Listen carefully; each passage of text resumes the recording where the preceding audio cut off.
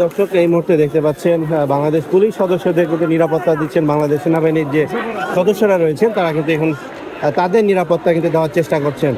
দর্শক আপনারা জানেন বাংলাদেশ পুলিশ সদস্যরা কিন্তু বাংলাদেশের জনগণের সেবা দিয়ে থাকেন, কিন্তু এই মুহূর্তে দেশের যে সংকটকালীন সময় এসেছে সকাল থেকেই কিন্তু আমরা দেখেছি শাহবাগের এই গুরুত্বপূর্ণ সড়কটি কিন্তু সেনাবাহিনী কিন্তু নিরাপত্তার জন্য এখানে ছিলেন। শিক্ষার্থীরা কিন্তু আসতে পারে নাই, পরবর্তীতে তারা কিন্তু হাজার হাজার মানুষ ব্যারিকেড ভেঙে কিন্তু এখানে অবস্থান করেছেন এবং এই মুহূর্তে আমরা যেটা দেখতে পাচ্ছি বাংলাদেশ সেনাবাহিনীর যে সদস্যরা রয়েছেন তারা কিন্তু ব্যারিকেড দিয়ে রেখেছেন যাতে বিশ্ববিদ্যালয় এলাকায় যে শাহবাগ থানা রয়েছে সেই শাহবাগ থানাতে যে পুলিশ সদস্যরা রয়েছে তাদের নিরাপত্তার জন্য কিন্তু তারা কিন্তু এখানে নিয়োজিত রয়েছে। আপনাদের যেটা একটু আমরা একটু দেখানোর চেষ্টা করি।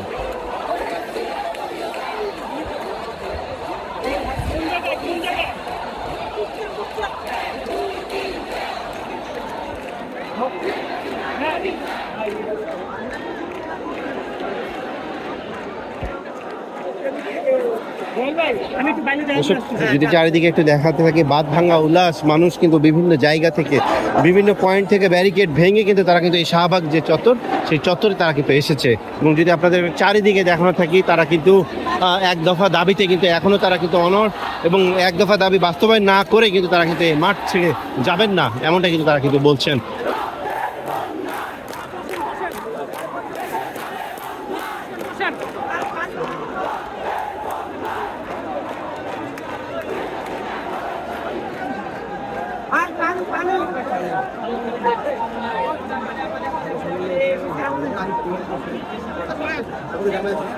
দর্শক হাজার হাজার মানুষ কিন্তু এই শাহবাগ চত্বরে এসেছে এবং তাদের যে এক দফা দাবি সেই দাবি আদায়ে তারা অনড় এবং এই দাবি আদায় না করে পর্যন্ত তারা কিন্তু যাবেন না এবং তারা বলছিলেন যে তারা অনেক বাধা বিপত্তি পেরিয়ে কিন্তু এই শাহবাগে তাদের আসতে হয়েছে। দর্শক এই ছিল শাহবাগ চত্বরের সর্বশেষ যে পরিস্থিতি সেই পরিস্থিতি জানানোর চেষ্টা করছিলাম। সঙ্গে ছিলাম আমি মোহাম্মদ মিরাজুল ইসলাম। পরবর্তী আপডেটে আপনাদের মাঝে হাজির হব, সেই পর্যন্ত ভালো থাকবেন। ধন্যবাদ সকলকে।